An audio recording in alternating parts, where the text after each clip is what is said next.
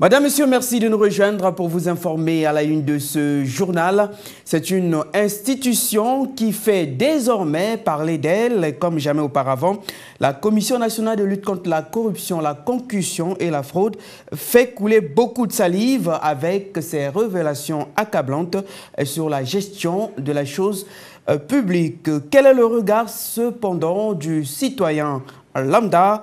Et le mot de réponse dans ce reportage de Ulrich Adzobi et Anthony Gonza. Dans les artères de Brazzaville, la Commission nationale de lutte contre la corruption, la concussion et la fraude est désormais sur toutes les lèvres des citoyens entendus parler dans les médias. J'ai entendu parler de ça, mais c'est-à-dire la lutte contre la corruption. On lit par des journaux, même là où nous sommes à quelques mètres de la dite maison. Ah oui, j'entends parler.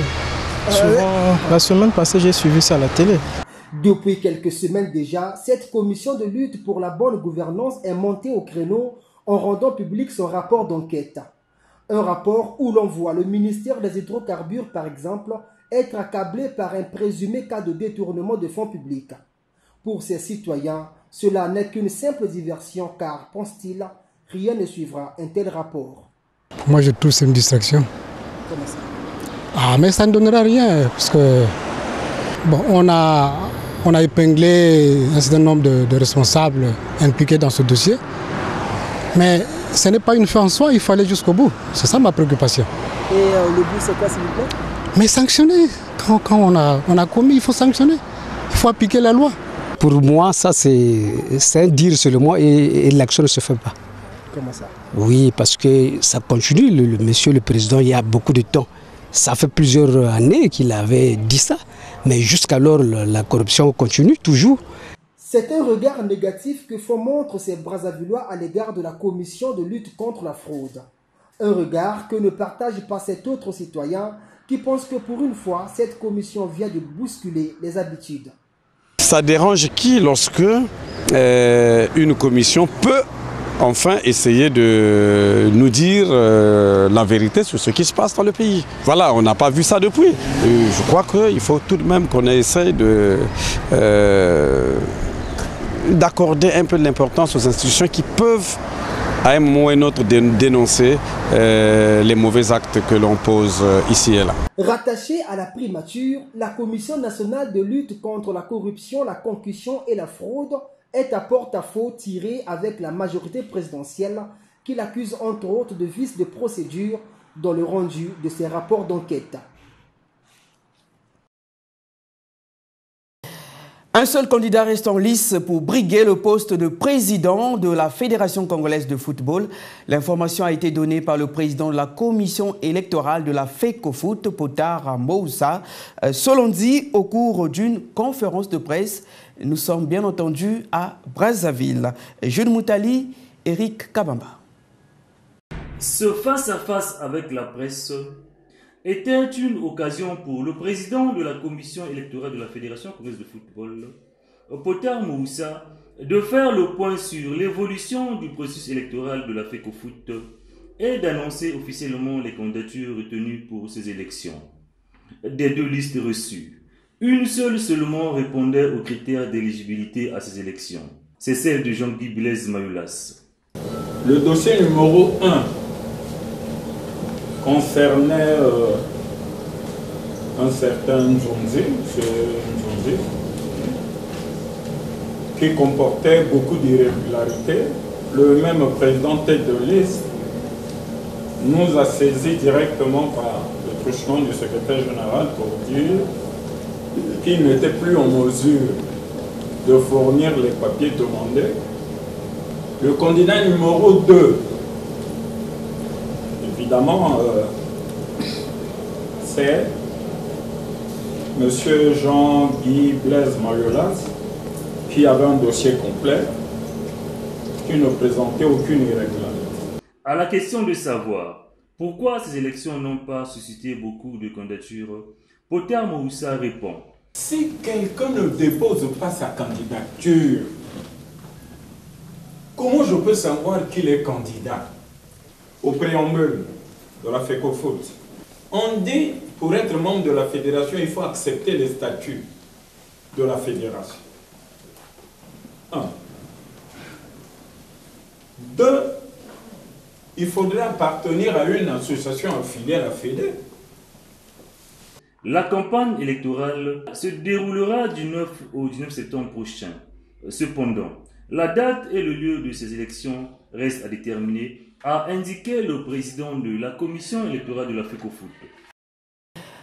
Les travaux du Forum de la coopération sino-africaine se sont ouverts ce lundi à Beijing en Chine. Le président de la République, Denis Sassou Nguesso, qui prend part à cette grand-messe, est arrivé à la veille dans la capitale chinoise, nous dit Roger Essouli.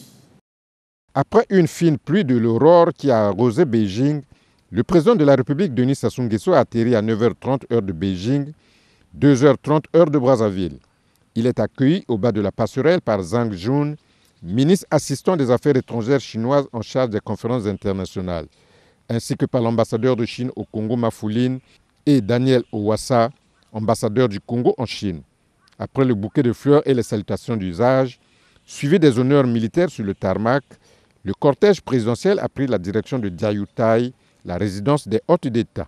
En marge de sa participation au Forum de coopération sino-africaine, le programme du séjour du président Denis Sassou Nguesso en Chine prévoit entre autres le dépôt d'une gerbe de fleurs sur le monument des héros du peuple à la place Tiananmen de Pékin. Une visite d'État, la troisième de Denis Sassou Nguesso en Chine depuis 2014, visite au cours de laquelle le chef de l'État congolais s'entretiendra en tête-à-tête au Grand Palais du Peuple de Beijing avec son homologue chinois Xi Jinping. De même que le président de la République aura des entrevues avec le premier ministre chinois Li Keqiang. À Changsha, une autre ville chinoise, le président Denis Sassou Nguesso prendra part au 4e forum de l'investissement de la Chine en Afrique. Le chef de l'État mettra également à profit son séjour pour visiter quelques sociétés chinoises et des sites abritant des patrimoines de la mémoire collective chinoise, tels que la stèle du président Mao Tse-tung à Hunan, sa ville natale. À Shanghai, la capitale économique chinoise, outre ses entrevues avec les autorités municipales de cette mégalopole, Denis Sassou Nguesso pourra visiter la zone franche de Shanghai. Après quelques heures passées à sa résidence officielle de Beijing, le président de la République, Denis Sassou Nguesso, accompagné de quelques autorités chinoises, a honoré la mémoire des héros du peuple chinois par le dépôt d'une gerbe de fleurs sur la stèle qui leur est dédiée. Retrouvons Roger Essouli.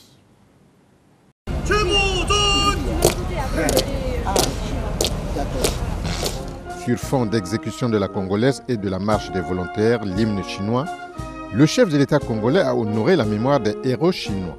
Le monument aux héros du peuple est un obélisque érigé à proximité du centre de la place Tiananmen au nord du mausolée de Mao Tse-tung.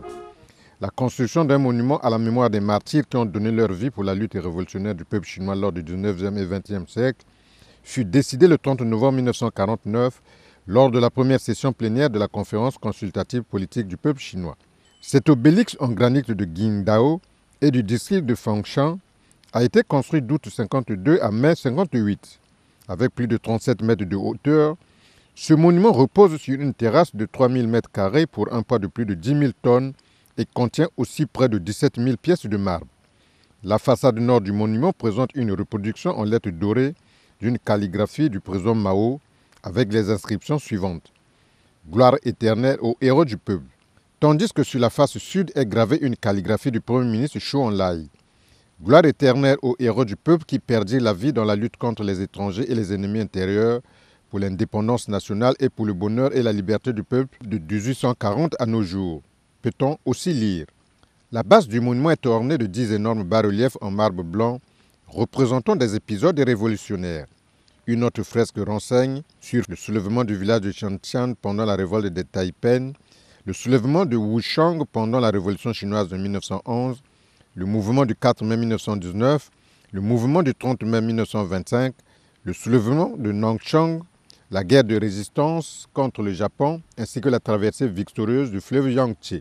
C'est donc en signe des relations séculaires d'amitié et de coopération qui existent entre le Congo et la Chine que le président Denis Sassou Nguesso a témoigné la reconnaissance du peuple congolais aux héros des luttes de libération du peuple ami chinois. Retour à Brazzaville et coup de projecteur sur la Fédération congolaise de football qui a procédé le samedi à la remise de ballons au club de Ligue 1 version homme. et dames, la cérémonie relative s'est déroulée au stade président Alphonse Massamba Deba, Ulrich Adzobi, Steven Elinga. C'est un lot de près de 1000 ballons estampillés Confédération africaine de football dont ont bénéficié les clubs d'élite nationale. Remis au club par Guy Mayolas, ce don est une réponse de la FECOFOOT aux besoins en matériel exprimés par ce club, a signifié le premier vice-président chargé des compétitions de la FECOFOOT. Plus de 20 clubs masculins et féminins ont reçu à chacun 10 ballons pour une utilisation à bon escient, car le ballon est la matière première du football. C'est le produit un peu important. Au niveau du football, c'est d'abord le ballon. S'il n'y a pas le ballon, on peut plus jouer au football. Je félicite vraiment la fédération du football congolais. Je suis très satisfait. Cela complète le matériel. Sauf que le Kara a dévancé les autres par rapport à la dotation de la CAF. Mais ça nous va droit au cœur, le geste de la fédération. Après le club de Ligue 1, le tour reviendra très prochainement à ceux de Ligue 2, a promis la Fédération congolaise de football. Le Kara et la Mancha ont clôturé les matchs de la 26e journée du championnat national d'élite directe Ligue 1 au stade Alphonse Massamba Deba. AS Auto reste en tête avec 59 points. La dernière formation, c'est celle de Saint-Michel de Windsee avec 13 points. Le résumé des différentes rencontres avec Fidel Stalgar Djaoumba. Cette 26e journée s'est clôturée ce lundi à Massamba Deba entre le Kara et la formation de la Mancha. À la pause, score de parité 0-0. Deuxième partie, la Mancha assiège et se voit récompensée par l'ouverture du score. Le Kara réagit sans toutefois trouver la bonne sortie. Score final 1-0 pour les Pontenégrins. Dimanche, Diable Noir a été tenu en échec par FC Konzo, 1 but partout. Ouverture du score par Diable Noir. Deuxième période, FC Konzo galvanisé par son nul devant AC Léopard. Amadingo 2-2, une semaine auparavant, a manqué de clouer Diable Noir qui regorge une pléiade de joueurs. L'entraîneur Clément Massamba a du mal, à notre humble avis, d'asseoir une équipe type au regard de tout ce qui se passe depuis la saison. Konzo regrettera de n'avoir pas pu enfoncer le clou, ce qui lui aurait permis de s'écarter petit à petit de la zone de relégable. Autre résultat, Tongo Football Club a été piégé par l'Interclub 1-2. Le TFC vient d'enregistrer une deuxième défaite de suite et de la même manière. Étoile du Congo a fait l'essentiel devant Patronage, score 2-0. Amadingo AC Léopard a pris le dessus sur Gesté, 1-0. Les Brazzavillois ont même raté un penalty. À Pointe-Noire, Veklo Mokanda a perdu devant Nico Nikoye 0-1. Les Cheminots ont gagné Saint-Michel de Windsee par le même score. À Wando, AS Auto a dominé GSP 3-0. La 27e journée débute jeudi, Inter La Mancha, Saint-Michel de Windsee GSP, samedi V-Club Gesté, AC Léopard Nico Nikoye à Pointe-Noire, à Owando, AS Auto, Kara, enfin lundi Patronage Cheminot et FC Konzo, Tongo Football Club.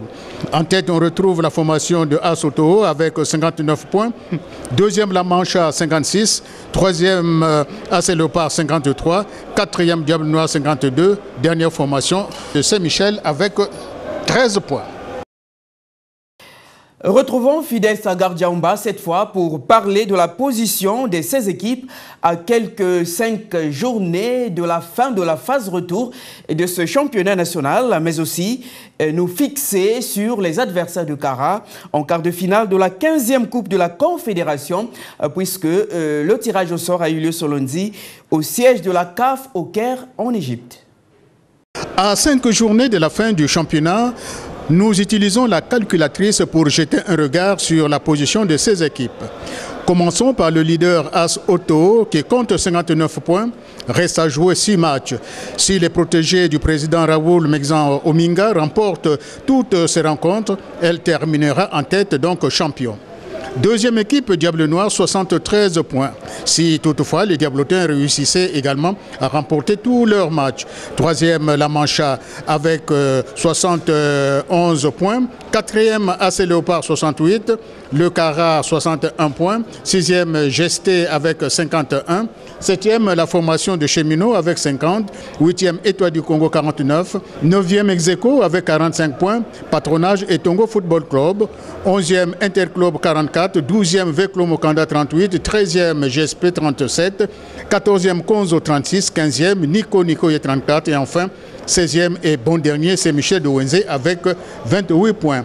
La lutte est déjà ouverte pour la descente en division inférieure entre Nico Nikoye, FC Konzo et GSP. Par contre, c'est Michel de Wenzé, quels que soient les résultats, la descente est déjà programmée. C'est bien dommage et triste pour une équipe qui a vu ses dirigeants tourner le dos. Reste à jouer contre V-Club, GSP, Diable Noir, Patronage et Étoile du Congo. Tandis que Nico Nikoye aura comme match Diable Noir, Léopard, GSP, Étoile du Congo et FC Konzo, qui aura également des adversaires comme Cheminot, Patronage, Tongo Football Club, La Mancha et AC Léopard. Quant à As Auto, avec ses 59 points, reste à jouer AC Léopard, Diable Noir, Cara, Inter, Tongo Football Club. La Mancha, Gesté, Inter, Konzo, Cheminot et Veclo Mokanda. Comme quoi, beaucoup de choses peuvent encore être réalisées par toutes ces formations. Coupe de la Confédération, 15e édition, le tirage au sort a eu lieu ce lundi au Caire, en Égypte. Voici les combinaisons. Cara contre Raja de Casablanca du Maroc, match aller le 16 septembre à Brazzaville, retour le 23 du même mois. Les autres combinaisons sont les suivantes. As Vita Club de la RDC contre Renaissance Bergane du Maroc, Rayon Sport du Rwanda face à Enimba du Nigeria. Enfin, El Mashri d'Égypte face à USM d'Alger. Ainsi prend fin ce journal. Madame, Messieurs, merci à vous de l'avoir suivi.